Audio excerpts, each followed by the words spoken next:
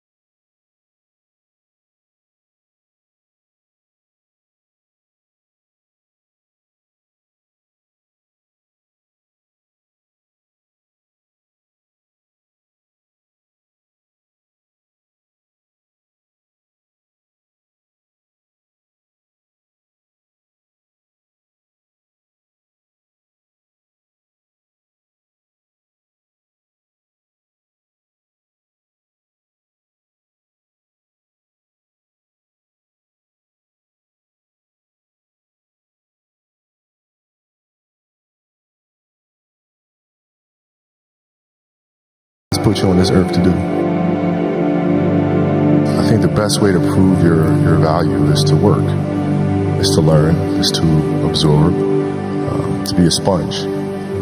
But you always want to outwork your potential. You know, as hard as you believe you can work harder than that. And that's what I tried to do when I first came in the league. But, you know, basketball is such a direct competition sport that me coming in at 17, I hated when, like, my teammates would say, you know, I get hit with an elbow, right? Shaq would hit me with an elbow in practice. And I always had that extra chip on my shoulder. So like every day in practice for me was really trying to annihilate everybody that I was playing against. Because I wanted to prove you don't need to babysit me. Like I'm fine, you know? And so it's always that competitive nature, the work ethic, and curiosity.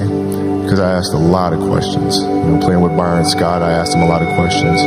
Eddie Jones, who was great at chasing guards off the screens, and I didn't understand how to do that. I would sit with him before practice, after practice.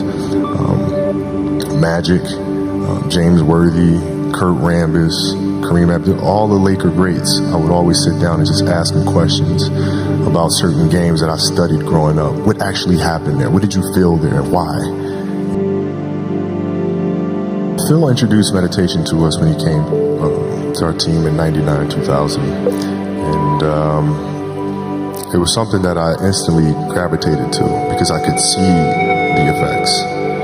Right? I used to watch, you know, studying the games, the Bulls teams, and you know, watching their demeanor, watching their composure, playing in a tough place like Utah during the finals and being down 17.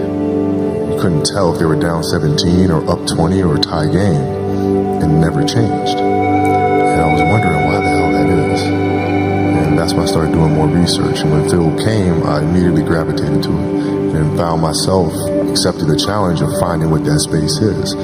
And for the 81-point game, man, to be honest, I wasn't even thinking about the game. My knee was hurting so much. I didn't know then, but you know, I had a flap of joint of cartilage stuck in my joint line. And so my mind was really trying to go to a place where I don't feel that pain. And the game started, and because of that, I was just in a different space. I wasn't worried about what was to come. I wasn't worried about what just happened. I was just here. And when you're just there in the moment, playing plays right in front of you, your focus is heightened because nothing else matters. That's the space I've tried to get to. 46 from the field. This would be 18 for 20 from the line, and an 81-point game, 55 in the second half.